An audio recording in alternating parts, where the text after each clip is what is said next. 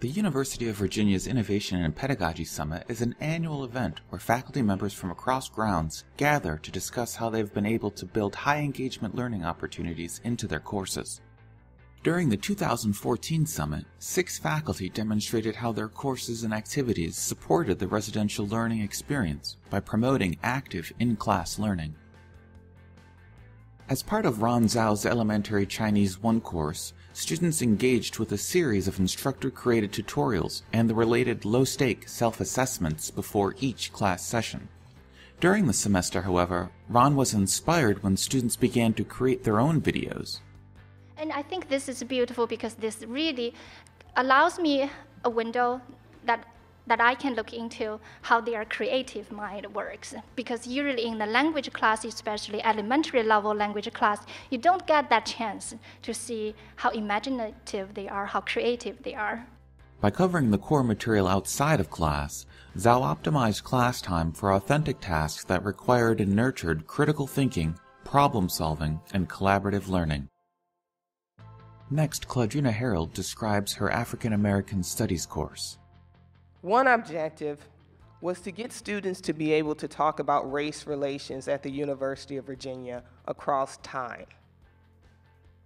And I wanted them to talk about the ways in which race relations had changed over time. So how do you do that?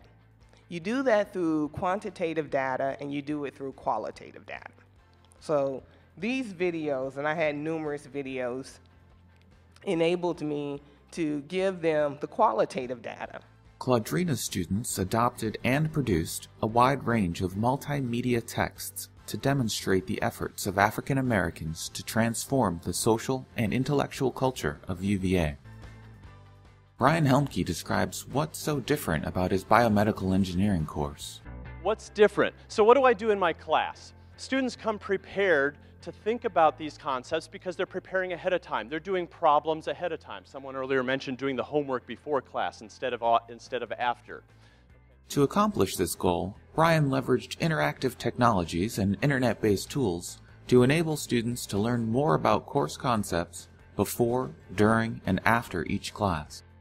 Okay, so instead of talking about the evils of Google and Wikipedia, I try to turn that into, as an engineer, in professional practice, what I do when I can't remember an equation, because frankly none of us can remember these equations, is I go to Google or Wikipedia and I look it up and I say, oh yeah, that's it, and I work from there. The difference is the level of experience, right? The level of professional experience. The students are just gaining their first taste of that professional experience.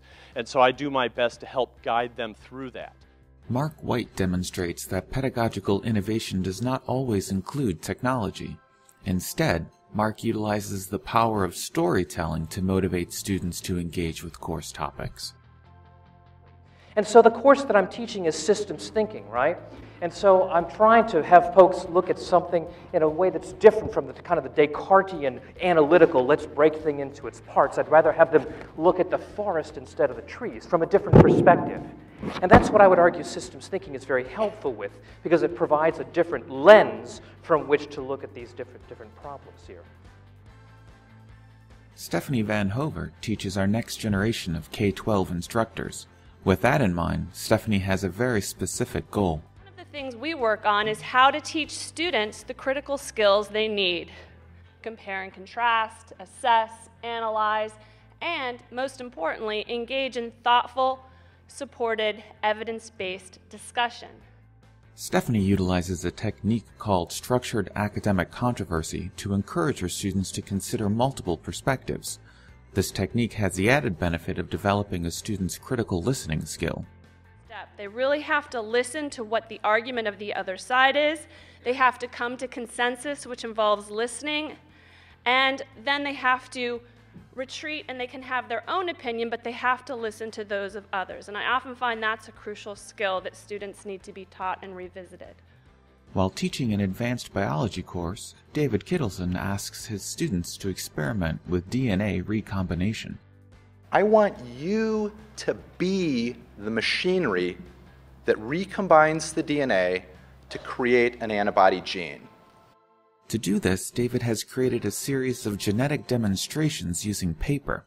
These experiments invite students to become the genetic machinery they are studying. And so one of the key points, or one of the key concepts here, is that the students see that as these gene segments have evolved, it didn't matter what orientation each one is. The same machinery, following the exact same rules, things work out one way or the other. And they work out because these signals their position relative to each of the gene segments. Each presentation can be viewed in its entirety on both the UVA Teaching Resource Center website or the UVA Teaching Resource Center YouTube channel.